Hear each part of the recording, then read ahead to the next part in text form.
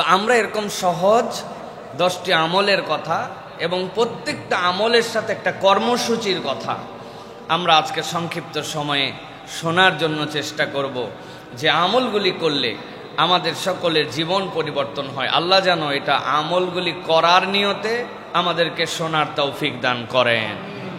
প্রিয় ভাইয়েরা, আমি আপনাদের কাছে একটা আয়াতে কারিমা তেলাওয়াত করেছি, যেটি সূরা মুলকের। এই মুলকের আয়াতগুলি মূলত আল্লাহ রাব্বুল আলামিন দুটি পার্টে ভাগ করেছেন। একটা হচ্ছে আল্লাহ রাব্বুল আলামিন সর্বশক্তিমান মালিকানার অংশ, আর বান্দার এই মালিকানা স্বীকার করে দায়িত্বের পার্ট। কি বলেছি? সর্বশক্তিমান আল্লাহর মালিকানার অংশ, আর ওই মালিকের সর্বোচ্চটুকু গোলামি করার শিক্ষা। এই হচ্ছে সূরা মুলকের মৌলিক কথা। কি বলছেন আল্লাহ রাব্বুল আলামিন? মূল আলোচনার আগে আমরা একটুখানি শোনার চেষ্টা করি। খেয়াল করেন, 3টা আয়াতে কারিমা আল্লাহ রাব্বুল আলামিন বান্দার জীবনে ধাক্কা দেওয়ার মতো কথা বলে দিয়েছেন।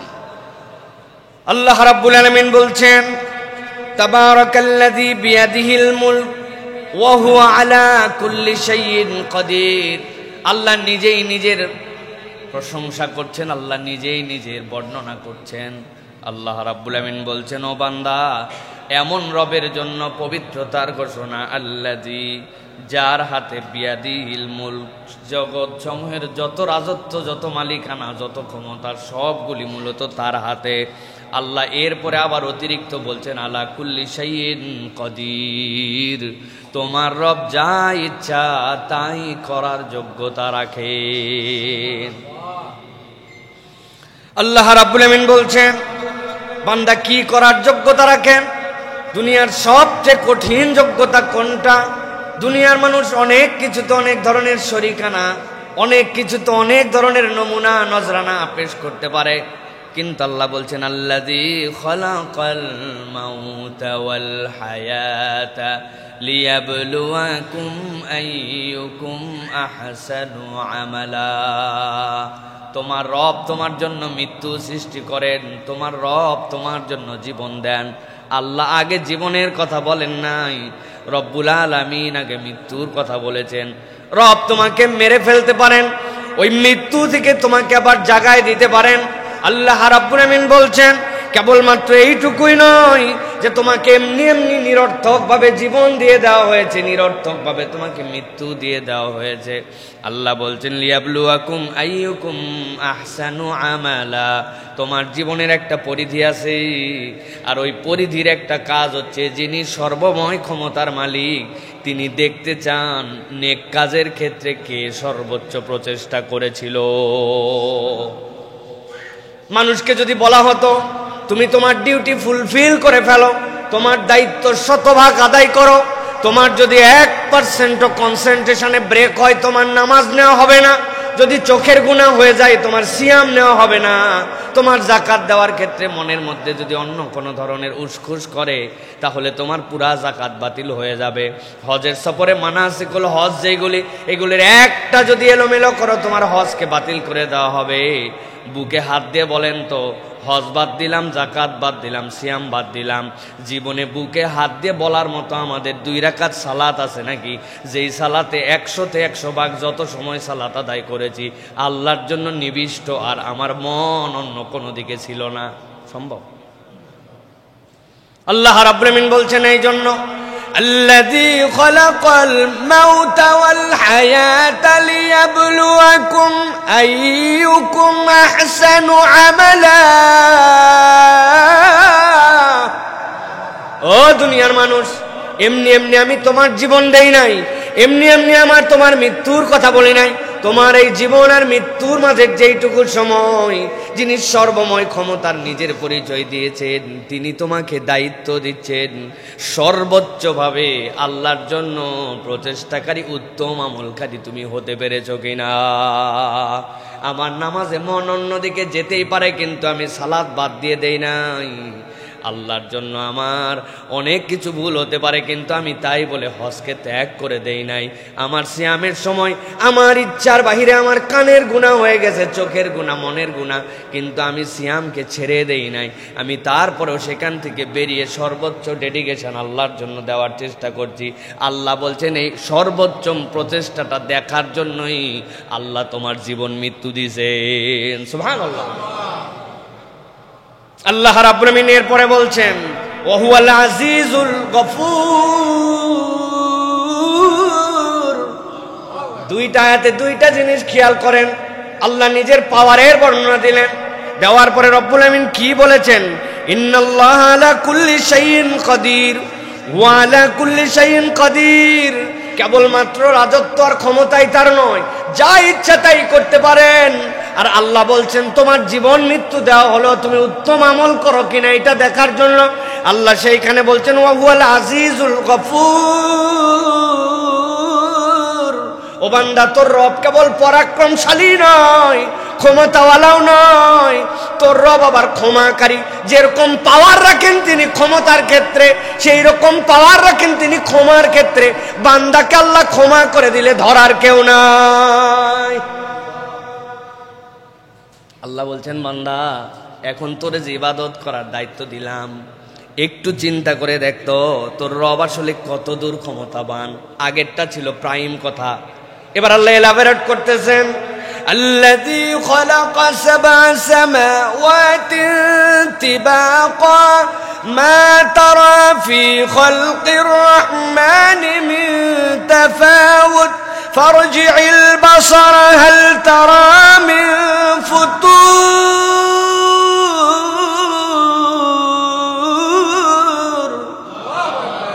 আল্লাহ রাব্বুল আলামিন বলছেন আসমানের দিকে তাকাও আর মসজিদের দিকে তাকাও। ওই হুজুর মসজিদের দিকে তাকানোর কথা তো আয়াতে নাই। আমি আপনারে বললাম মসজিদের দিকে তাকান। জুমা কমপ্লেক্সের ভিতরে ছোট্ট একটু স্পেস, এইটুক বানাতে 9টা খুঁটি দেওয়া লাগছে, চারদিক দিয়ে ওয়াল। আল্লাহ বলছেন এবার বাহিরে বের হয়ে আসমানের দিকে একটু তাকাস। আল্লাহ রাব্বুল আমিন বলছেন আল্লাযী খালাকাস সাবআ সামাওয়াতিন তিবাকা। তুমি এক আসমানের কথা বলো, আসমানের খবরই নাই মিয়া, তোমার মেঘে যায় চোখ শেষ হয়ে যায়। আর আমি আল্লাহ খাতার পৃষ্ঠা যেরকম একটা একটা করে উল্টাও, এইরকম দিস্তার মতো করে 7টা আসমানকে বিনা খুঁটিতে দাঁড় করায় রাখছি। সুবহানাল্লাহ।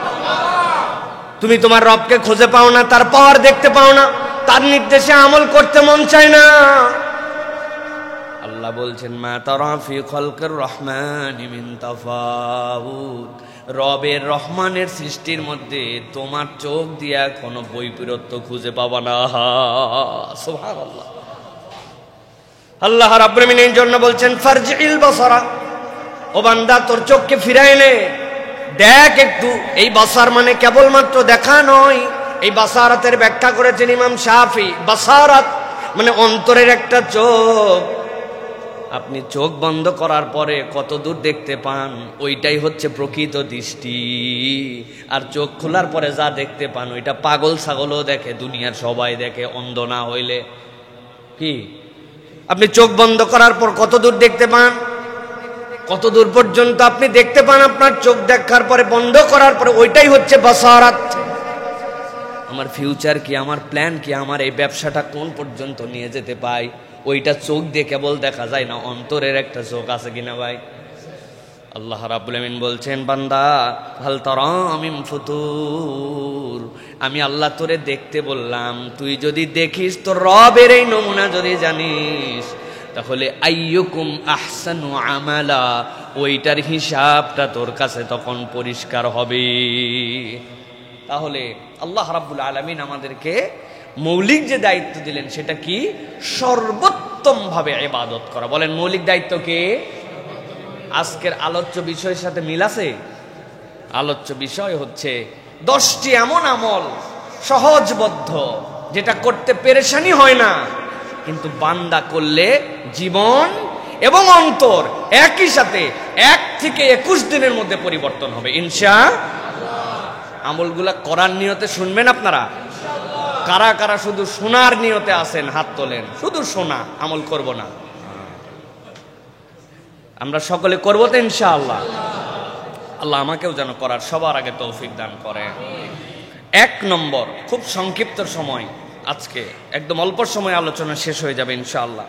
1 নম্বর, প্রতিদিন সূরা মুলকের পাঠ করা 1 নম্বর আমল, প্রত্যেক দিন। নবীজি সাল্লাল্লাহু আলাইহি সাল্লাম বলছেন, ইন্না সূরাতাম মিনাল কুরআনি 30 আয়া। দুনিয়ার মানুষ জেনে রাখো, কোরআনের একটা সূরা আছে যার 30টা আয়াত আছে। নবীজি বলছেন, শাফাআত লি সাহিবিহা হাত্তা গুফিরা লাহু। কিয়ামতের ময়দানে এই সূরাটা তার সাথীর ব্যাপারে সুপারিশ করতে শুরু করবে। আল্লাহ রাব্বুল আলামিন তাকে মাফ করে দেওয়ার আগ পর্যন্ত সে সুপারিশ করতেই থাকবে। তার সাথীরে মাফ করাই নিয়ে তারপরে সে যাবে। বুঝেন তো সাহেব কাকে বলে, বন্ধু কাকে বলে? জীবনে একবার দেখা হয়েছে, এটা বন্ধু না। কোনোদিন আর তার সাথে কথাবার্তা হয় নাই, কোনো যোগাযোগ নেই, এটা বন্ধু না। বন্ধু মানে যার আপনি ভালোতে খবর নেন, মন্দতে খবর নেন, ঈদের সময় বার্তা পাঠান, সুযোগ পাইলে হাদিয়া দেন, তার বাড়িতে বেড়াতে যান, তাকে আপনার কাছে ডাকেন, হৃদয়ের মধ্যে গেঁথে রাখেন। আপনি বলেন দোস্ত থাকলে আমার দোস্তের মতো একটা আছে, এই আপনার দোস্তের নাম কি? সবার আগে যার কথা মনে পড়ে যায়, ঠিক কি না? আল্লাহ বলতেছেন, নবী আপনি জানাই দেন, কোরআন এরকম একটা সূরা আছে যার 30টা আয়াত আছে। ওইটা তার সাথী যে তারে বন্ধু বানায় ফেলবে, কিয়ামতের দিনে তাকে ক্ষমা করায়া শাফাআত দিয়া তারপরে সে জান্নাতে নিয়ে যাবে। এই 30টা আয়াত বিশিষ্ট সূরার নাম হচ্ছে সূরা মুলক। আমরা যদি চিন্তা করি যে প্রত্যেক দিন রাত্রে আমরা আমাদের জীবন থেকে 20 মিনিট সময় আলাদা করব, যা আমরা তেলাওয়াত করব, প্রথমেই 7 দিন আমাদের দ্বারা সম্ভব হবে না। এই জন্য প্রথমে বড় প্ল্যান দাঁড় করালে আর আমাদের মাথা আউলায় যাবে। টার্গেট করতে হবে সপ্তাহে অন্তত একবার সূরা মুলক না পড়ে আমি শুব না। এই বান্দা যখন মজা পাবে তখন সপ্তাহে 2 দিন হবে, কখনো সপ্তাহে 3 দিন হবে, কিন্তু কোনোভাবেই যেন প্রত্যেক মাসে 10 বারের নিচে না নামে। তো প্রথম থেকে যদি আমরা এই কর্মসূচি নেই যে ইনশাল্লাহ আজকে শুক্রবার, আগামী জুমার আগে একবার হলেও কোনো একদিন রাত্রে ইনশাআল্লাহ আমরা সূরা মুলকে 30টা আয়াত পড়ব। সর্বোচ্চ সময় লাগবে যে একদম ভাঙ্গা ভাঙ্গা করে পড়ে তারও 10 মিনিট। এই 10 মিনিটের মধ্যে আমরা এই আমলটা জারি করে ওকে আমার বন্ধু বানাই নিলাম। আল্লাহ তোমার হাবিবের ঘোষণা অনুযায়ী সে যেন সুপারিশ করে তোমার দেওয়া পাওয়ার নিয়ে আমাকে জান্নাতে নিয়ে যায়। পারবো ইনশাআল্লাহ। এটা হচ্ছে আমাদের জন্য 1 নম্বর আমল। প্রিয় ভাইয়েরা, সংক্ষিপ্ত কথা বলবো, আজকে বলেছি 2 নম্বরে বার যে আমলটা করতে আমাদের কষ্ট হয় না, কিন্তু পলিসি না থাকার কারণে আমরা এই আমলটি ঠিকঠাক মতো করি না। সেটি হচ্ছে যে আমাদের প্রত্যেকের গোপনে সাদাকা দেওয়ার অভ্যাস করতে হবে। কি করতে হবে? সাদাকা করব, দান করব, কিন্তু এটা গোপনে দেওয়ার একটা অভ্যাস করতে হবে। শোনেন, 2টা জিনিস আপনাদের কাছে বলি। আরশের আজিমের নিচে যেই দিন কোনো ছায়া কিয়ামতে থাকবে না, আল্লাহ রাব্বুল আলামিন 7 শ্রেণীর মানুষকে তার আরশের নিচে ছায়া দিবেন এবং ওই ছায়া দিয়ে বাকিদের হিসাব কমপ্লিট করে তাদের সাথে তাকে জান্নাতে পাঠিয়ে দিবেন। নবীজি সাল্লাল্লাহু আলাইহি সাল্লাম বলছেন তার একটা হচ্ছে ওয়ারাজুলুন তাসাদদাকা বিসাদাকাতিন ফাআখফাহা, এমন এক ব্যক্তি যে দান করত কিন্তু গোপন করে রাখত। কেমন গোপন? হাত্তা লা তা'লামা শিমালুহু মা তুনফিকু ইয়ামিনুহু, তার বাম জানতো না তার ডান হাত কি দান করে দিছে। এত গোপনে নিবৃতে পরিবার, স্ত্রী, সমাজ, এমনকি নিজেও যোগ বিয়োগের খাতায় তুলতো না। এমন দান করত গোপনে যে তার বাম হাত জানে না ডান হাত কি দিয়া দিছে। এইরকম ব্যক্তিকে আল্লাহ রাব্বুল আলামিন আরশে আজিমের নিচে ছায়া দিয়ে দিবেন। আল্লাহ রাসূল সাল্লাল্লাহু আলাইহি সাল্লামের এই হাদিসের আলোকে কুরআনুল কারীমের আয়াত আছে। আল্লাহ রাব্বুল আলামিন কোরআনে বলেছেন, ইন তুবদুস সাদাকাত ফানি'মাহি ওয়া ইন তুখফুহা ওয়া তুতুহাল ফুকারা ফাহুয়া খায়রুল লাকুম। প্রকাশ্যে দান করো, নো প্রবলেম, করতেই পারো। ওয়া ইন তুখফুহা, আর যদি এটা গোপন করে রাখো, ফানি'মা, আল্লাহ বলতেছেন এটা তোমার জন্য বিরাট বড় কল্যাণকর হবে। এই সাদাকাটাই কল্যাণ, তোমার এই সাদাকাটাই কল্যাণ। প্রকাশ্যে দাও, অপ্রকাশ্যে দাও, গোপনে দাও, তবে জেনে রাখো এই যে গোপনে ফকির, মিসকিন, এদেরকে তুমি যদি দাও ফাহুয়া খায়রুল লাকুম, এটা তোমার জন্য উত্তম হবে।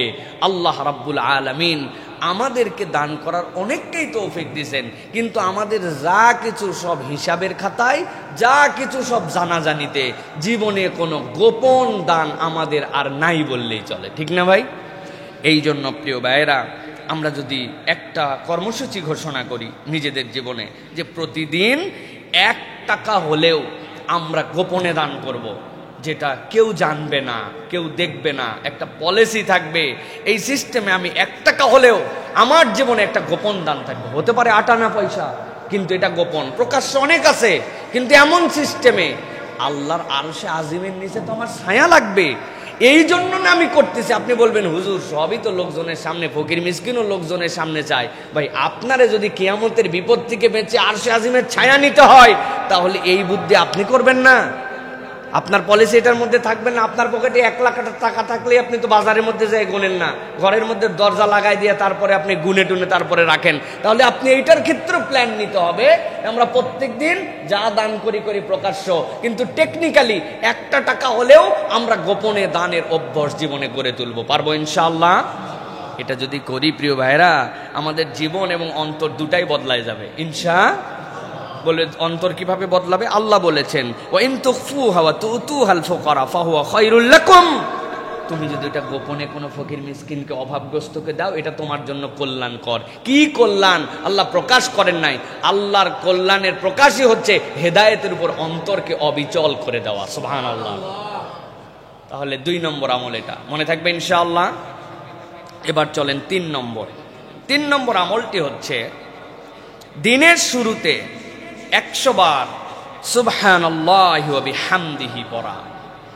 প্রত্যেক দিন দিনের শুরুতে সুবহানাল্লাহি ওয়া বিহামদিহি এটা 100 বার পড়া। কি লাভ এটা বললে? রাসূল সাল্লাল্লাহু আলাইহি সাল্লাম বলছেন, মান ক্বালা সুবহানাল্লাহি ওয়া বিহামদিহি ফি ইয়াউমিন মিয়াতা মাররা, কেউ যদি প্রত্যেক দিন 100 বার করে সুবহানাল্লাহি ওয়া বিহামদিহি পড়ে, আল্লাহ নবী সাল্লাল্লাহু আলাইহি ওয়াসাল্লাম বলছেন হুত্তাত খাতায়াহু ওয়া ইন কানাত মিসলা জাবাদিল বাহার। আল্লাহ রাব্বুল আলামিন এই সুবহানাল্লাহি ওয়া বিহামদিহি এইটার ফজিলত এত দান করেছেন, ওই বান্দার যদি সাগরের ফেনা পরিমাণ গুনাহ থাকে, আল্লাহ রাব্বুল আলামিন ওই বান্দাকে মাফ করে দিবে। এক সাগরের ফেনা, এত গুনাহ হয়ে গেছে ওই বান্দার। এই গুনাহগুলা গুনাহ সাগীরা, ছোট ছোট গুনাহ জমতে জমতে বিশাল একটা গুনার ভান্ডার হয়ে গেছে তার, এক সাগরের ফেনার মতো। নবীজি বলছেন ওই বান্দা সকালবেলা কি পড়েছে? সুবহানাল্লাহি ওয়া বিহামদিহি, সুবহানাল্লাহি ওয়া বিহামদিহি, সুবহানাল্লাহি ওয়া বিহামদিহি। ওই বান্দা 100 বার এরকম করে পড়ে ফেলেছে, আর আল্লাহ রাব্বুল আমিন সাগর সম ফেনার গুনাহ তার মাফ করে দিয়েছে। জানি সবাই আমরা এটা, কিন্তু আমাদের প্র্যাকটিস করে হয়ে ওঠে না। এই জন্য আমাদের জীবন পরিবর্তন হয় না, আমলের জিন্দেগি হয় না। গতানুগতিক ধারায় সব চলতেছে। সকালে ওঠার পরে পেস্ট আছে, ব্রাশ আছে, সকালে ওঠার পরে হাঁটা আছে, নাস্তা আছে, নতুন জামা পরা আছে, বের হওয়া আছে, বের হওয়ার আগে হাতের চাবি নেওয়া আছে, ব্যাগ নেওয়া আছে, সব আছে, শুধুমাত্র আমলটুকু নাই, ঠিক কিনা ভাই? অথচ একটু অভ্যাস করলেই আমরা এইটা করতে পারি। প্রিয় ভাইয়েরা, এটা কেন করতে হবে এটার ব্যাখ্যা করেছেন মুফাসসিররা। সূরা হিজর এর ৯৮ নম্বর আয়াত আল্লাহ বলেছেন, ফাসাব্বিহ বিহামদি রাব্বিকা ওয়া কুম মিনাস সাজিদিন। প্রত্যেক নবীর দায়িত্ব ছিল আপনি আল্লাহ রাব্বুল আলামিনের জন্য একনিষ্ঠ হন, সিজদাকারী, এবং আল্লাহর শুকরগুজার, আল্লাহর প্রশংসাকারী বান্দা হন। প্রত্যেক নবীওয়ালার দায়িত্ব ছিল যে তার তাসবির প্রতি নিমগ্ন থাকা। যখন কোনো বান্দা এই সুবহানাল্লাহি ওয়া বিহামদিহি পড়ে, সে নবীওয়ালা একটা আমল করে। তাহলে এই আমলটার অভ্যাস আমাদের জীবনে নিতে হবে। এখন কর্মসূচি কি?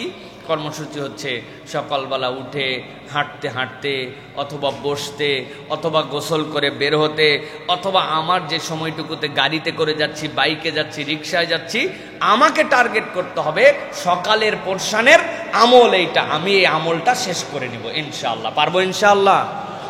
প্ল্যান রাখতে হবে প্রিয়। আল্লাহ আমাদেরকে তৌফিক দান করেন। এবার চলেন 4 নম্বরে। 4 নম্বর হচ্ছে ফজরের পরে সূর্য ওঠা অবধি সস্থানে বসে আল্লাহ রাব্বুল আলামিনের জিকির করা। যতগুলো আমল এখন পর্যন্ত বলেছি, এইটা হুজুর থেকে শুরু করে আমাদের সকলের জন্য এটা কঠিন। আমাদের যদিও আমরা যদি হিসাব করি তাহলে আমরা দেখব আমাদের এইখানে ফজরের জামাত কয়টায়, আজকে কয়টায় ফজরের জামাত হয়েছে? 5টায়। আমরা পড়ছি 4:55-তে দারুসালাম। তো এই যে 5টায় সালাত আর ফজরের সূর্যোদয় ছিল কয়টায়, আমরা যদি হিসাব করি মাত্র 30-35 মিনিটের মামলা আমাদের জন্য। নবীজি সাল্লাল্লাহু আলাইহি সাল্লাম বলছেন, মান সাল্লাল ফাজরা ফি জামাআতিন সুম্মা ক্বাদা ইয়াযকুরুল্লাহ, কেউ যদি ফজরের সালাত আদায় করে এরপরে ওঠে নাই, ওখানেই বসে আছে, হয়তো নামাজের শুরুতে না বসে লেটাপারে বসছে, কিন্তু সেখানেই বসে আছে, হাত্তা তাতলু আশ-শামস সুম্মা সাল্লা রাকাতাইন, এরপরে সে হিসাব করে দেখছে সূর্য উঠে গেছে, নিষিদ্ধ সময় পার হয়ে গেছে, 2 রাকাত সালাত পড়ে ফেলছে, 2 রাকাত সালাত পড়ে এবার উঠে চলে গেছে। আল্লাহ নবী বলছেন কি করছে এই লোক জানো? কানাত লাহু কাআজর হাজ্জাতিন ওয়া উমরাতিন তাম্মাতিন তাম্মাতিন তাম্মা। এই যে ফজরের জামাতের পরে বসে সূর্যোদয়ের পরে 2 রাকাত সালাত পড়ে গেছে, আল্লাহ তার আমল নামায় একটা পূর্ণ হজ, একটা পূর্ণ উমরার সওয়াব দান করে দিয়েছে। আল্লাহু আকবার। নবীজি 3 বার বলেছেন তাম্মাতিন তাম্মাতিন তাম্মা। ও আমার উম্মত জেনে রাখো, পূর্ণ হজ পূর্ণ উমরার সওয়াব আল্লাহ দিয়েছেন। আল্লাহু আকবার। 40 মিনিটের বিনিয়োগ, 30 মিনিটের বিনিয়োগ, 25 মিনিটের বিনিয়োগ। ভাই প্রত্যেক দিন হয় না, মানুষের ক্লান্তি থাকে, বসতে পারে না, ব্যস্ততা থাকে, কিন্তু ইমানদারের জীবনে সপ্তাহে 2-3 দিন সময় হবে না একটা হজ আর একটা উমরার সময় আর সবটা আমল নামায় নেওয়ার জন্য? এই আবেগ তার মধ্যে আসবে না, তাহলে জীবন কেমনে পরিবর্তন হবে? আপনি শুধু গেলেন, কোন রকম সালাত আদায় করলেন, সালাত হওয়ার সাথে সাথে সাত করে উঠে আপনি বাড়িতে চলে আসলেন, র্যান্ডম এভরিডে প্রত্যেক দিন একই অভ্যাস। মহিলারা তার বাড়িতে সালাত আদায় করেন, তার ঘরের কোনায় হচ্ছে তার জন্য উত্তম নামাজের স্থান। কত সময় ব্যয় হয়, কিন্তু আমার মায়েরা জানেই না যে আমলটা আমি করতে পারি। এখন আধুনিক যুগ, গুগল করে দেখে নিছেন আজকে সূর্যোদয় কয়টায়, ওখানে বসছেন, কোরআন শরীফটা পাশেই রেখে দিয়েছিলেন, কোরআন মজিদটা ওইখানে তেলাওয়াত করেছেন, জিকির আজকারগুলা করেছেন, সূর্য উঠছে 2 রাকাত সালাত পড়ে আপনি জায়নামাজটা গুটাই নিয়ে উঠে চলে গেছেন। আল্লাহ আপনার আমার আমল নামায় একটা কবুলকৃত হজ এবং উমরার সওয়াব লিখে দিয়েছেন। অতএব প্রিয় ভাইয়েরা, সপ্তাহে অন্তত 1 দিন হলেও আমল করতে হবে। চেষ্টা করবেন ইনশাআল্লাহ, করবেন ইনশাআল্লাহ। আল্লাহ রাব্বুল আলামিন আমাদেরকে আমলটা করার তৌফিক দান করেন। কুরআনুল কারীম এটার সমর্থনে কথা বলেছে। আল্লাহ বলছেন, ওয়াসাব্বিহ বিহামদি রাব্বিকা ক্বাবলা তুলুইশ শামসি ওয়া ক্বাবলা গুরুবিহা। সূর্য উদয়ের আগে আল্লাহর প্রশংসা করো, আর সূর্য অস্ত যাওয়ার পরে আল্লাহর প্রশংসা করো। তার আগের জিকির আর 2 রাকাত সালাত সূর্য উঠায়, এটা হচ্ছে সেইটার সাথে সামঞ্জস্যশীল একটা আমল। আল্লাহ যেন আমাদেরকে করার তৌফিক দান করেন। কয় নম্বর বললাম ভাই? ভুলে গেছেন না তো? এবার 5 নম্বর চলেন। আল্লাহ রসুল সাল্লাল্লাহু আলাইহি ওয়াসাল্লাম বলছেন, দুনিয়ার মানুষ, তোমাদের আরেকটা অনন্য আমল আছে, আমরা করি কিন্তু দেখেন আমাদের র্যান্ডম নাই। বাবা মার জন্য প্রতিদিন দোয়া করা এবং তাদের জন্য কিছু না কিছু সাদাকা করা। বাবা মার জন্য দোয়া, যার বাবা মা বেঁচে আছেন তার জন্য, আর যার বাবা মা মারা গিয়েছেন তার জন্য। কত ভাই এখানে আছেন, আমাদের আব্বা আম্মা উভয়েরই চলে গেছেন দুনিয়া থেকে। কারা কারা ভাই দেখি তো, একটু হাত উঁচু করেন তো। কাদের আব্বাও নাই, আম্মাও নাই? আহা, আল্লাহু আকবার। কাদের বাবা নাই? শুধু কত মানুষের বাবা নাই। কাদের মা নাই? আহা, আমাদের মা নাই, অনেকের বাবা নাই, অনেকের আব্বা আম্মা উভয় চলে গেছে। আর আল্লাহ নিয়ামতটা বাঁচাই রাখছেন কার কার? যাদের আব্বা আম্মা বেঁচে আছেন। আহা, আমরা বড় সৌভাগ্যবান যে আমাদের জান্নাতের দরজা এখন পর্যন্ত ভেঙে যায় নাই। আমাদের জান্নাতের দরজা খোলা আছে, কিন্তু আমরা আমাদের জান্নাতের দরজাটা ব্যবহার করতে পারতেছি না।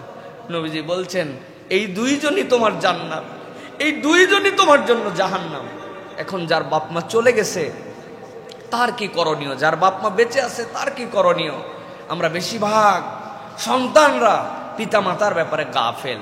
কত হুজুরের কাছে দোয়া চাইলাম, কত লোকের কাছে কত সমস্যার জন্য বললাম, কিন্তু কখনো চিন্তাই করি নাই আমার জান্নাতের রাস্তা আছে আমার পিতা মাতা।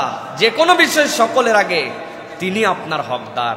রাসূলুল্লাহ সাল্লাল্লাহু আলাইহি ওয়াসাল্লাম বলছেন, ইদা মাতা ইবনে আদম ইনকাতা আমালুহু ইল্লা মিন সালাসিন, যখন কোনো বনি আদম মরে যায় সব আমল তার বন্ধ হয়ে যায়, কেবল 3টা আমল তার আমল নামায় যেতে থাকে। এর মধ্যে একটা ওয়ালাদুন সালিহুন ইয়াদউ লাহু, তার নেক সন্তান যখন তার জন্য দোয়া করে আল্লাহ কোনো বাধা বিপত্তি ছাড়া ডাইরেক্ট তার আমল নামায় সেটা পৌঁছায় দেয়। সুবহানাল্লাহি ওয়া বিহামদি। এই জন্য প্রত্যেক দিন পিতামাতার জন্য দোয়া করা, রব্বির হামহুমা কামা রব্বায়ানি সগীরা, এমন ইউনিভার্সাল দোয়া। এটা না মরা বাপ মায়ের জন্য না জীবিত বাপ মায়ের জন্য, আপনি আলাদা করতে পারবেন না। রব্বি, ও আমার আল্লাহ, ইরহাম, আপনি দয়া করেন, হুমা, আব্বা আম্মার উপরে, কামা, যেরকম, রব্বায়ানি, তারা আমার প্রতিপালন করেছিলেন। ছোটবেলায় আমি যখন শুয়েছিলাম প্রস্রাব পরিবর্তন করার আমার কোনো ক্ষমতা ছিল না, আমার আব্বা আম্মা প্রস্রাব পরিবর্তন করাইছেন। দাঁত দিয়ে কামড়াই খাওয়ার মতো শক্তি ছিল না, চুষে চুষে মায়ের দুধ খেয়েছিলাম। আল্লাহ কি ভালোবাসায় না, দুনিয়ার সবাই ঘুমাইছে, আমার মা সারা রাত ঘুমায় নাই। আল্লাহ এই যে আগলায় রাখছিল, এই যে দয়া করছিল, এই যে ভালোবাসা দিছিল, রব্বুল আলামিন তুমিও আমার পিতা মাতার জন্য এরকম দয়া করো। ওটা আল্লাহ মৃতর জন্য বলেন নাই, জীবিতর জন্য বলেন নাই, এমন ভাষা দিছেন যে সন্তান দোয়া করলে মৃতরটা মৃতের ভাগে যাবে, জীবিতরটা জীবিতর ভাগে চলে যাবে। সুবহানাল্লাহ। কিন্তু আমরা দোয়া করি না, এটা আমলের মধ্যে নিতে হবে, এটা আমার একটা আমল। আর প্রত্যেক দিন তাদের জন্য কিছু সাদাকা করা, প্রত্যেক দিন আটা না, 1 টাকা, 1 কাপ চা কাউকে খাওয়ানো, হ্যাঁ, কোনো একদিন কাউকে বাজার করে দেয়া, ফলের সিজন একটা কাঁঠাল একজন মানুষকে একদিন কিনে পাঠাই দিছি, বাবা মার জন্য আমি সাদাকা করছি। আমার বাবা মা আমার কাছে থাকলে 1 চাকা ইলিশ মাছ খাইতেন, সবচেয়ে ভালো পিসটা আমি দেওয়ার চেষ্টা করতাম। ইলিশের সিজনে সমর্থ পাইছি, টপ করে একজন মানুষকে একটা ইলিশ বাবা মার পক্ষ থেকে কিনে খাওয়াই দিছি, 1 কেজি আপেল দিয়ে দিছি। রমজান মাসে আমার বাপ মা বেঁচে থাকলে ইফতার করতেন, 10টা 30টা ইফতারির বাবার নামে, 30টা ইফতারি মায়ের নামে হাদিয়া করে দিছি। সন্তান শুধু খুঁজবে কেমনে বাপ মায়ের জন্য কিছু একটু করা যায়, সেটা জীবিত এবং মৃত। বান্দা যদি র্যান্ডম পিতামাতার জন্য দোয়া করে আর র্যান্ডম যদি একটু হলেও সাদাকার নিয়ত করে, আল্লাহ ওই বান্দার জীবন এবং অন্তর ঘুরাই দিবেন। এটা আল্লাহ রাব্বুল আলামিন নিজে বান্দার জন্য অফার করেছেন। প্রিয় ভাইরা, অতএব আমরা অধিকাংশ বাপ মায়ের জন্য দোয়া করি না। কর্মসূচি হবে আজকের থেকে যে যেহেতু অনেক দিনের কাফফারা বাকি আছে, স্পেশালি এই সপ্তাহে অথবা প্রত্যেক দিন শুধু আল্লাহর হাম, রাসূল সাল্লাল্লাহু আলাইহি ওয়াসাল্লামের প্রতি দরুদ এবং সালাম পড়ার পরে 5 মিনিট শুধুই বাপ মার জন্য দোয়া করব। পারবো ইনশাআল্লাহ? 5 মিনিট পারবেন ইনশাআল্লাহ? 5 মিনিট আরবি জানা লাগবে না, আল্লাহ বাংলা বোঝে, ভাষার কোনো ধর্ম নাই, ধর্মীয় ভাষা আছে। অথবা আল্লাহর কাছে আপনি বাংলায় বলেন, মনে করে করে বলেন, আল্লাহ যখন আমার 1 বছর বয়স ছিল, আমার যদি গু চেঞ্জ না করতো আমার মা, সেই শীত, যেই শীতের মধ্যে প্রস্রাব করে দিয়েছিলাম, সবাই শুয়ে গেছিল, আমার মা যদি সারা রাত ওই প্রস্রাবের শোয়ায় রাখতো, আল্লাহ আমার বুকের মধ্যে কফ জমে শেষ হয়ে যেতাম। মা কেমনে জানি জেগে গেছিল, কেমনে জানি আমারে আগলায় নিছিল। আল্লাহ এই ঋণ কোনোদিন সহ্য করতে পারবো না, 1 রাতকে কখনো আমি পৃথিবীর সব দিয়ে বদলায় দিতে পারবো না। আল্লাহ ওই আব্বা আম্মার জন্য তুমি দয়া করো। আল্লাহ আল্লাহ এতদিন ভুল করছি, আল্লাহ করতে পারি নাই, আল্লাহ আগের ভুলগুলো মাফ করো, এখন থেকে আমার বাপ মার জন্য দোয়া করব। এইভাবে সন্তান যদি বাপ মার জন্য দোয়া করে আর সে আজিম নড়ে উঠবে, আল্লাহ ওই পিতামাতাকে মাফ করে দিবে ইনশাআল্লাহ।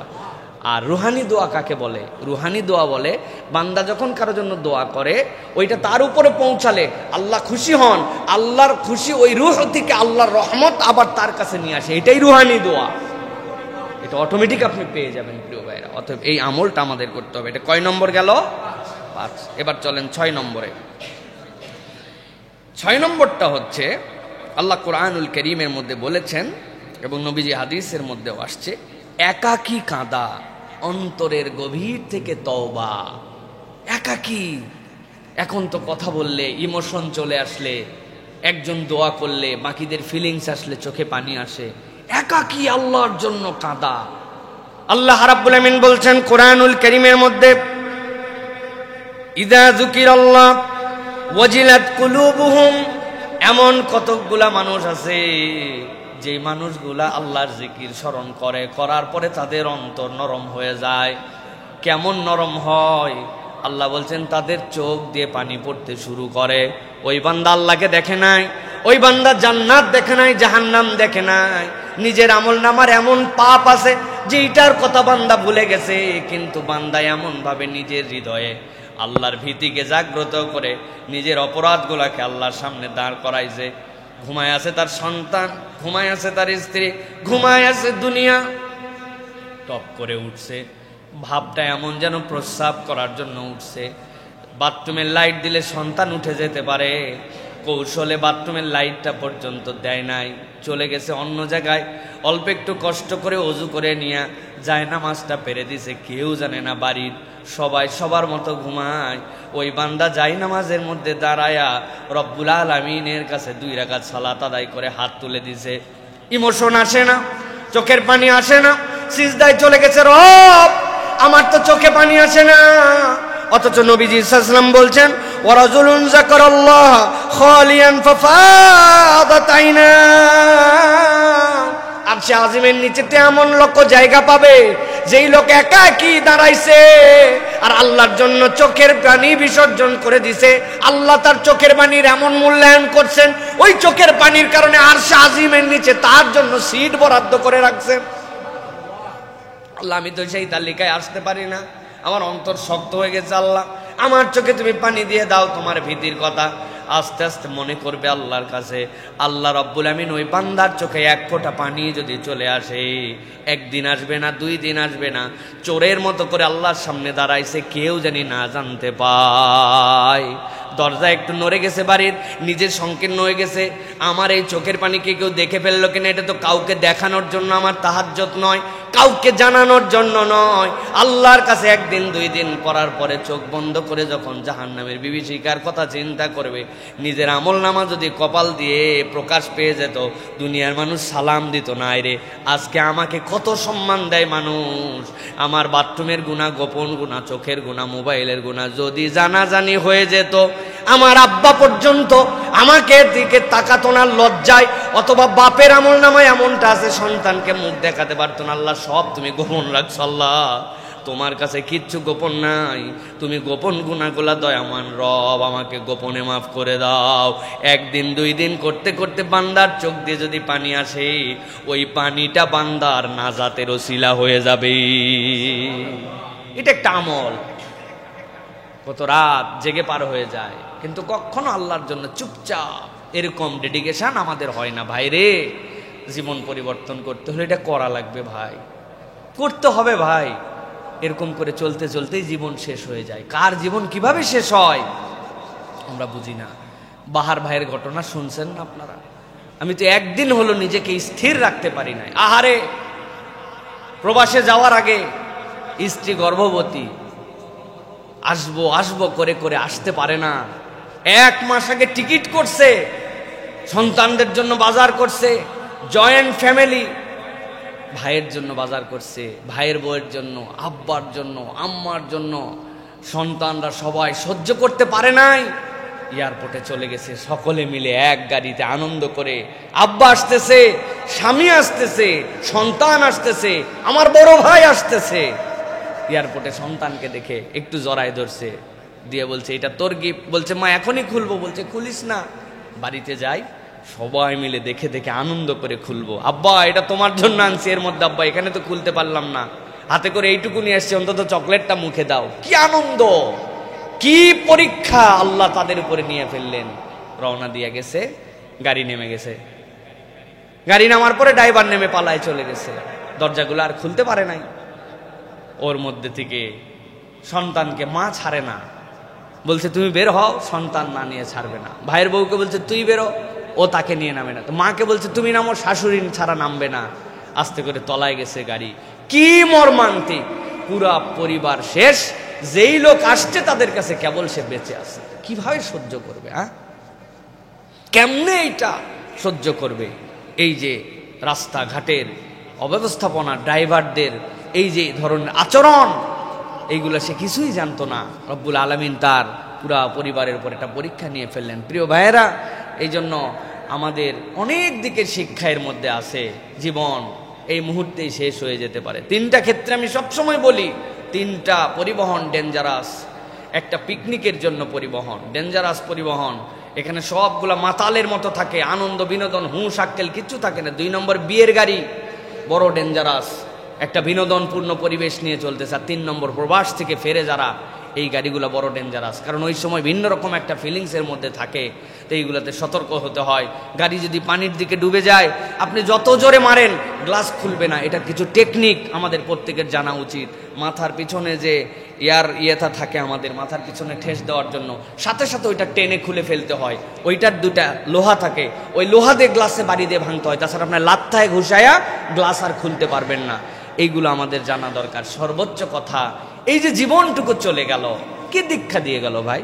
জীবন বড় ঠুনকো, মৃত্যুই আসল গন্তব্য, তাই না? হাজার আফসোস করেন আপনি, বাহার ভাইয়ের হৃদয়কে আপনি ভরাতে পারবেন না। পারবে কেউ? কিয়ামত হয়ে গেলেও পারবে না। তার যা হারাইছে তা হারাই গেছে। এখন আল্লাহ আমাকে বাঁচায় রাখছেন, আল্লাহ আমাকে হায়াতে রাখছেন, ওইটুক কাজে লাগাই ভাই। কখন মৃত্যু চলে আসবে কে জানে।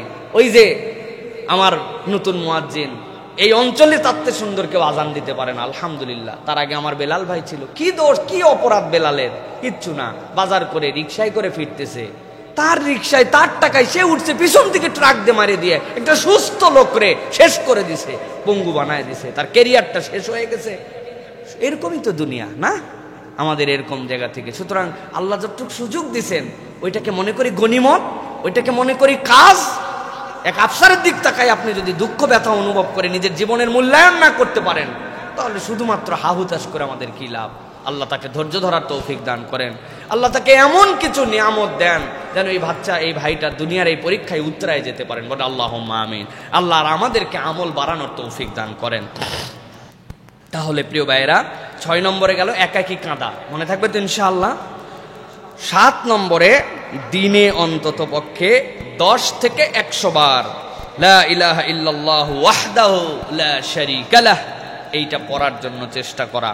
নবীজি সাল্লাল্লাহু আলাইহি সাল্লাম বলছেন, খুব গভীরভাবে শোনেন, মান ক্বালা লা ইলাহা ইল্লাল্লাহ ওয়াহদাহু লা শারীকা লাহ লাহুল মুলকু ওয়া লাহুল হামদু ওয়া হুয়া আলা কুল্লি শাইইন কাদির ফি ইয়াউমিন মিয়াতা মাররাতিন কানাত লাহু আদলু 10 রিকাব। কেউ যদি প্রত্যেক দিন 100 বার পড়তে পারে, কি পড়তে পারে বলেন তো আমার সাথে? লা ইলাহা ইল্লাল্লাহ ওয়াহদাহু লা শারীকা লাহ লাহুল মুলকু ওয়া লাহুল হামদু ওয়া হুয়া আলা কুল্লি শাইইন কাদির। এইটা জানে না এরকম কোনো বান্দা নাই। 100 বার যদি পড়ে, আল্লাহর নবী বলছেন 10টা দাস মুক্ত করলে যে সওয়াব, 10টা বান্দা গোলামির মধ্যে আছে তাদেরকে আজাদ বানায় দিলে যে সওয়াব, আল্লাহ তার আমল নামায় সে সওয়াব দান করে দিবেন। আরেকটা হাদিসের মধ্যে আসছে, কেউ যদি 10 বার পড়ে, 10 বার লা ইলাহা ইল্লাল্লাহ ওয়াহদাহু লা শারীকা লাহ লাহুল মুলকু ওয়া লাহুল হামদু ওয়া হুয়া আলা কুল্লি শাইইন কাদির, বনি ইসমাইলের তথা নবী করিম সাল্লাল্লাহু আলাইহি ওয়াসাল্লামের বংশের 40টা গোলামকে আজাদ করে দিলে যে সওয়াব হয়, আল্লাহ তার আমল নামায় সওয়াব দান করে। সুবহানাল্লাহ, কত সহজ আমল, কিন্তু আমাদের টার্গেট নাই, কোনো প্ল্যানিং নাই। কি করব? আমি 10টার কথা এই জন্য বলছি, লিখে ফেলে টার্গেট করে প্ল্যানিং করে, মনে না থাকলে এই ওয়াজ ইউটিউব থেকে সার্চ করে বের করে, তাও আপনাকে এই কাজের মধ্যে যেতে হবে যে আমার জীবন থাকবে আর 10 বার এটা পড়বো না, এরকম হবে না, পারবো না ইনশাআল্লাহ। প্রিয় ভাইয়েরা, এটা হচ্ছে একটা বিরাট বড় কাজের ফাঁকে আমি একটা টার্গেট করছি, প্রত্যেক সালাতের পরে 10 বার, আর সারা দিনে 10 বার, 10 বার 50 বার। মানে সালাতের পরে যদি ওজিফা হয় লা ইলাহা ইল্লাল্লাহ ওয়াহদাহু লা শারীকা লাহুল মুলকু ওয়া লাহুল হামদু ওয়া হুয়া আলা কুল্লি শাইইন কাদির, আমি পড়লে 30 সেকেন্ডেই পড়া যায় 10 বার, আমার ওজিফা এটা। তাহলে 5 সালাতের পরে 50 বার আর বাকি 50 বার। আর যদি কিছু না পারি অন্তত 10 বার, যে কোনো একটা সালাতের পরে হলেও, কিন্তু আমার প্রত্যেক দিন এটা মিস যাবে না। এই আমল আল্লাহ রাব্বুল আমিনের পক্ষ থেকে আমাদের জন্য রহমত নিয়ে আসবে ইনশাআল্লাহ। এবার 8 নম্বরে, প্রত্যেক দিন 1 আয়াত হলেও কোরআন তেলাওয়াত করা। ভালো করে বোঝেন, প্রত্যেক দিন এক আয়াত হলেও কোরআন তেলাওয়াত করে। হুজুর সূরা ফাতিহা ছাড়া কি নামাজ হয়? নামাজের মধ্যে কি সূরা কেরাত পড়ি না? না, সালাতের মধ্যে যা পড়েন তেলাওয়াত করা ফরজ, তাহলে ওইটা আপনার সালাত বাস্তবায়ন করার জন্য পড়েন না। কিন্তু এই তেলাওয়াতটা হবে তেলাওয়াতের নিয়তে এক আয়াত হলেও পড়া। আল্লাহ রাব্বুল আলামিন কোরআনুল কারীমের মধ্যে বলেছেন, সূরা বনী ইসরাঈলের 9 নম্বর আয়াতের মধ্যে কেন কোরআন পড়তে হবে? ইন্না হাযাল কুরআনা ইয়াহদি লিল্লাতী হিয়া আকওয়াম। মানুষ যদি হেদায়েতের উপর অটল অবিচল থাকতে চায়, এই কোরআনের কোনো বিকল্প নাই। নবীজি সাল্লাল্লাহু আলাইহি ওয়াসাল্লাম বলছেন, ইকরাউল কোরআন ফাইন্নাহু ইয়াতি ইয়াউমাল কিয়ামাতি শাফিআন লিআসহাবিহি। ও বান্দা, কোরআন পড়ো, কোরআন পড়ো। হয়তো কোরআনের অর্থ জানো না, যা পড়ো 100% বুঝো না। তুমি বুঝলে তো অনেক ভালো, কিন্তু না বুঝলেও কোরআন পড়ে লাভ আছে। কোরআন পড়লে কোনো লস নাই। আল্লাহ নবী বলছেন যে কোরআন পড়ে, কোরআন তিলাওয়াত করে, ওই কোরআনুল কারীম কিয়ামতের দিনে এই পড়ার বিনিময়ে তার জন্য সুপারিশকারী হিসেবে দাঁড়ায় যাবে। একটা আয়াত হলেও। কর্মসূচি কি? কর্মসূচি হচ্ছে মোবাইলে প্রত্যেকের কোরআনের অ্যাপস নামাতে হবে।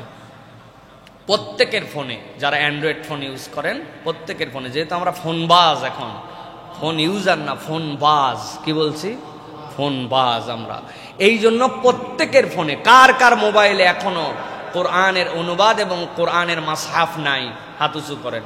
কার কার নাই কোরআনে? সবার চেক করবো কিন্তু নামাজের পরে একবারে দাঁড় করায়। পিছায় বয়ে গেছে সবাই একবার। যদি নিজে না পারেন অন্যের কাছ থেকে আজকে দেখে নেবেন, গুগল প্লে স্টোর থেকে, অ্যাপেল স্টোর থেকে কিভাবে ফ্রি কোরআন নামাতে হয়, যেটা আপনি পড়তে পারেন। কত কিছু গেম নামান, নামান, আপনার মোবাইলে জুয়ার অ্যাপস পর্যন্ত খুঁজলে পাওয়া যাবে। হ্যাঁ, আন্দাজে। আর আপনি এটা নামান নাই। এটা নামায়া এক আয়াত 2 আয়াত হলেও, একটা অ্যাপস আছে আল কোরআন নামে, রিমাইন্ডার দিবে আপনাকে যে আজকে আপনি তেলাওয়াত করছেন কিনা, এই আয়াতটা পড়েন। যে হালতেই থাকেন ক্লিক করবেন, না বুঝলে যে বুঝে এর কাছে যাবেন, যাই বুঝে নিবেন। আপনাকে আমাকে প্রত্যেক দিন একটু হলেও কোরআন তেলাওয়াত করতে হবে। তবে মোবাইলের টাগে বললাম, এর থেকে বরকত হচ্ছে মাসহাফ ছুঁয়ে পড়া। এর থেকে বরকত জীবনে কিছু হতে পারে না। এটার সাথে শরীরের একটা রিফ্লেকশন আছে, কালামুল্লাহ, সেটাকে গ্রন্থবদ্ধ করা হয়েছে, সেটা আপনি হাতে নিয়ে আসেন, আপনার ঠোঁট দিয়ে উচ্চারণ হচ্ছে আল্লাহর কালাম। বান্দার হৃদয় থেকে, শরীর থেকে, সবকিছুর মধ্যে এটা রিফ্লেকশন আছে। এই জন্য কালামুল্লাহকে সামনে নিয়ে চোখে চোখে দেখে এটাও পড়ার অভ্যাস করতে হবে। কিন্তু এক আয়াত হলেও ওজিফার মধ্যে রাখতে হবে। পারবো ইনশাআল্লাহ? প্রিয় ভাইয়ের, আল্লাহ আমাদেরকে তৌফিক দান করেন। 9 নম্বরে অভিনব একটা আমল, কাউকে নীরবে ক্ষমা করে দেওয়া, না জানায় ক্ষমা করে দেওয়া। প্রিয় ভাইয়েরা, আল্লাহ কোরআনুল কারীমের মধ্যে বলেছেন, সূরা নূরের মধ্যে এসেছে, সূরা শুরার মধ্যে এসেছে, আল্লাহ বলছেন ওয়ালিয়াফু ওয়ালিয়াসফাহু আলা তুহিব্বুনা আন ইয়াগফিরাল্লাহু লাকুম। তোমরা তাদেরকে ক্ষমা করে দাও, মাফ করে দাও, ওভারলুক করো, ছেড়ে দাও। আল্লাহ বলছে আলা তুহিব্বুনা আন ইয়াগফিরাল্লাহু লাকুম, তুমি কি চাও না বান্দা যে আল্লাহ তোমাকে মাফ করে দেন? কন্ডিশনটা দেখেন, আল্লাহর মাফ নিতে চাও, ক্ষমা করে দাও, ওভারলুক করো, ছেড়ে দাও। এই রে কষ্ট দেওয়া আমারে দিছে ভাই, সব বলতে পারি, বলা যায় না ভাই। একদিন নীরবে নিভৃতে, কেউ জানে না, যা মাফ করে দিলাম, যা ধরে রেখে কি লাভ? আল্লাহ তুমি আমারে মাফ করে দিও। এই যে অনুভূতি প্রত্যেকের জীবনে আছে। কথায় খোঁচা দিছে, আচরণে কষ্ট দিছে, দেনা যেই সময় পরিশোধ করার সময় দেয় নাই, উমুকে ঠকাইছে, তুমুকে আমারে, মানে আমাদের জীবনে প্রত্যেকের সাথে আছে। বউ কষ্ট দিছে, আছে না ভাই? আর আপনি কষ্ট দেন নাই না? দুইটাই আছে, বেশি বেশি আছে দুইটাই। তো আল্লাহ মাফ করে দিলাম। গোপনে নীরবে ঘোষণা ছাড়া আল্লাহর সাথে অন্তর টন্তর মুখ দিয়েও বলা লাগে নাই, এটা আমার একটা আমল। চিন্তা করে দেখছেন কোনোদিন যে এইটা আমল হতে পারে? এই আমল আমাদের জীবন পরিবর্তন করতে পারে। আল্লাহ বলছেন ফামান আফা ওয়া আসলাহা ফাআজরুহু আলাল্লাহ। কেউ যদি ক্ষমা করে, আর তোমাদের মধ্যে থেকে কেউ যদি শুধরায় দেয় আল্লাহর কাছে সে বিনিময় পাবে। সুবহানাল্লাহ। ফামান আফা, ক্ষমা করে দিছো, বিনিময়কে দিবেন আল্লাহ। এই জন্য আমাদেরকে মানুষকে ক্ষমা করা, এটাও একটা আমল। ভুল করে ফেলছে, অপরাধ করে ফেলছে, যা মাফ করে দিলাম, এইটা একটা বিষয়। সর্বশেষ যেটা বলবো ভাই, নিজে একা কোনো পুণ্যের কাজ শুরু করা যেন কিয়ামত পর্যন্ত তা চলতে থাকে। আমি এমন একটা কাজ শুরু করছি, এমন একটা কাজের উদ্যোগ নিয়েছি, এমন একটা কাজ আমি ভালোভাবে প্র্যাকটিস করা শুরু করছি, আমার টার্গেট যে কিয়ামত পর্যন্ত। ভাই জীবন তো শেষ হয়ে যাবে, কিন্তু আমি কি রেখে গেলাম? এর এক পর্যন্ত যা বললাম সব ব্যক্তিগত, আপনিও শেষ, আমলও শেষ, কিন্তু এইটা হচ্ছে আপনার চান্স যে আমি চলে যাব কিন্তু আমল থেকে যাবে। নবীজি বলছেন, মান সান্না সুন্নাতান হাসানাতান ফাআমিলা বিহা, কেউ যদি কোনো একটা ভালো কাজ, সুন্দর কাজ প্রচলন করে এবং সেটার উপরে সে আমল করে, কানা লাহু আজরুহা ওয়া মিসলু আজরি মান আমিলা বিহা, এটা করলে তো সে সওয়াব পাবে, আর যারা এই কাজ করবে প্রত্যেকের আমলের সওয়াব আল্লাহ তার আমলনামায় দিবেন। আদ-দাল্লু আলাল খাইরি কাফাইলিহি, নবীজি সাল্লাল্লাহু আলাইহি ওয়াসাল্লাম বলছেন, লা ইয়ানকুসু মিন উজুরিহিম শাইয়া, কিন্তু তুমি মনে করো না অমুক এই কাজ করছে, অনুসরণ করে আমি করতেছি, তাইলে মনে হয় আমার আমল কমে যাচ্ছে। না, আল্লাহ তাকেও দিবেন, তাকেও দিবেন। এই জন্য ভালো কোনো কাজ কিছুই না, একটা গ্রুপ বানাইছে, ফর এক্সাম্পল 10 বন্ধুর অনুমতি নিছে যে বন্ধু আমি একটা ইসলামিক কন্টেন্টের গ্রুপ বানাইছি, ছোট্ট কোনো আমল পাইলেই এই গ্রুপে শেয়ার করব। দোস্তরা সবাই সম্মতি দিয়েছে, হ্যাঁ কর, ঠিক আছে, আর যদি কারো ডিস্টার্ব হয় তো লিভ নিয়ে নিও। এইভাবে ডিসক্লেমার দিয়ে একটা গ্রুপ বানাইছে, ছোট্ট একটু কিছু পাইলে পোস্ট করে। ওইটা দেখে দেখে আরেকজন পাইছে যে কিনা আমার তো একটা গ্রুপ আছে রে, ওই গ্রুপে একটা ভালো কাজের ফজরে ওঠার একটা গ্রুপ বানাইছে।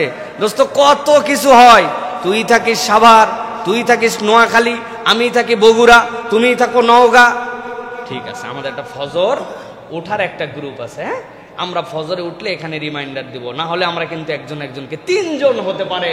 আপনি গ্রুপ বানাইছেন একটা, এটা নেটের, আমরা নেটিজেন মানুষ, এই জন্য নেটের আইডিয়াগুলো বলতেছি। এছাড়াও প্রিয় ভাইরা, আপনার টাকা একটা মক্তব চলে, আপনি একটা মক্তব চলান, বাড়ি 3-4 হাজার টাকা লাগে, কারো জানার দরকার নাই যে আমি এই মক্তবে বাচ্চা কাচ্চা যেন পড়ে। আমার গ্রামের দিকে একটু তাকাইছি, নানা বাড়ির দিকে, শ্বশুর বাড়ির দিকে, বা একটা মক্তব, এই 2টা মানুষকে কোরআন মজিদ শেখানোর জন্য একটু চেষ্টা করি।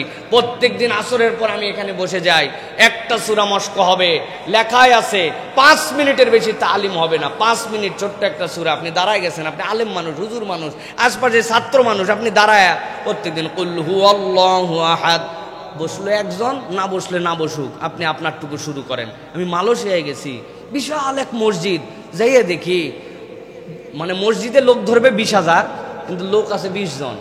বক্তা যিনি, উনি কোনো সার নাই, উনার ডিউটি ওইটুকু, মাগরিবের পর 15 মিনিট কথা বলা, কেউ না শুনলে নিজে শুনবো, তাও এটা চলমান। আমি দেখে অবাক হয়ে গেলাম, ফায়দা আল্লাহ রাব্বুল আমিন দিয়ে দেন সেই জায়গাতে, কারণ সে তো আল্লাহর সন্তুষ্টির জন্য এটা চালু করছে যে 15 মিনিট আমি প্রত্যেকদিন একটা আমলের কথা আলোচনা করব। আমি একটা মাদ্রাসার সাথে, 2টা এতিমের সাথে, 2টা বাচ্চার পড়ালেখার, মানে কোনো একটা ভালো কাজ আমি শুরু করছি, ওইটা যেন চলমান থাকে। এইটা আমাদের প্রত্যেকের জীবন থেকে চেষ্টা করতে হবে প্রিয় ভাইরা। আল্লাহ যেন আমাদেরকে তৌফিক দান করেন।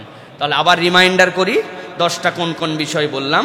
1 নম্বর বলেছি, প্রতিদিন সূরা মুলক তেলাওয়াত করা। যারা পারবেন লিখে দিবেন, যারা পারবেন লিখে রাখবেন প্রিয় ভাইরা। 2 নম্বর, গোপনে সাদাকা দেয়া। 3 নম্বর, দিনের শুরুতে 100 বার সুবহানাল্লাহি বিহামদিহি পড়া। 4 নম্বর বলেছি আপনাদের জন্য প্রিয় ভাইরা, ফজরের পর সূর্যোদয় অবধি বসে 2 রাকাত সালাত আদায় করে হজ উমরার পূর্ণ সওয়াব নেওয়া। 5 নম্বর, বাবা মার জন্য প্রত্যেক দিন দোয়া, কিছু না কিছু সাদাকা করার চেষ্টা করা। 6 নম্বর, একাকী আল্লাহর জন্য ক্রন্দন করা।